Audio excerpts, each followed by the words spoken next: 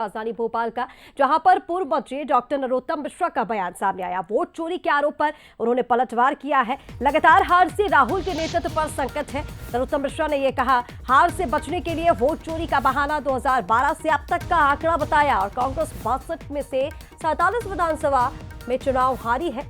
नरोत्तम मिश्रा ने यह कहा कि 3 लोकसभा चुनावों में भी हार का जिक्र। पहले ईवीएम पर दोष, अब वोट चोरी का भ्रम। राहुल जनता को डराकर समर्थन मांग रहे हैं। कांग्रेस में गांधी परिवार की परिक्रमा पर ही पद मिलता है। तो देखिए, पूर्व गृह मंत्री डॉक्टर नरोत्तम मिश्रा की तरफ से अब जो लगातार एसआईआर को लेकर विपक्ष की तरफ से सवाल उठाए जा रहे हैं, उस पर पलटवार किया गया और उन्होंने कहा कि कांग्रेस पार्टी में होता यही आया है, यही परंपरा रही है। जो गांधी परिवार की परिक्रमा करता है, उन्हें ही पद मिलता है।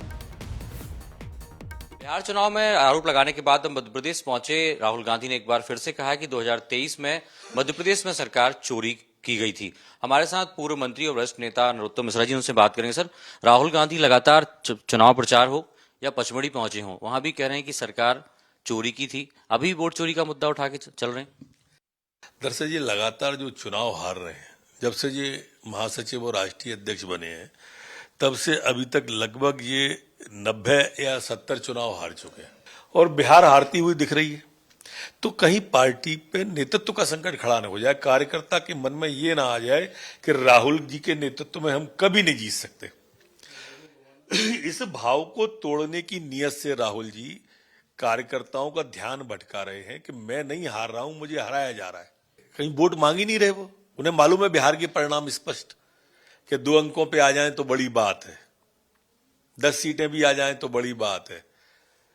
तो उनने एक दिन पहले से, इस बार तो पहले से ही राग अलाप दिया कि वोट चोरी हुए दिल्ली में।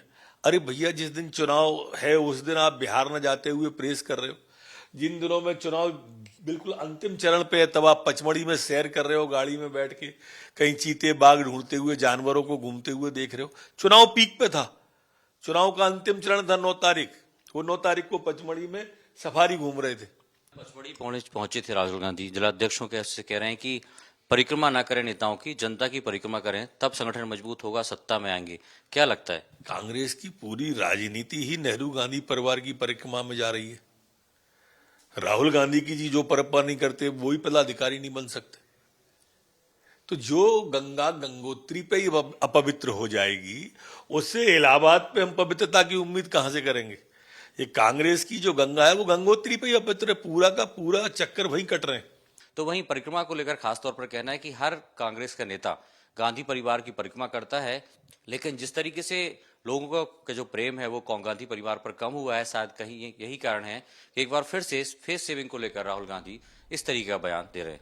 अश्विनी सिंह के साथ सूरज शर्मा, बंसल न्यूज, भोपाल।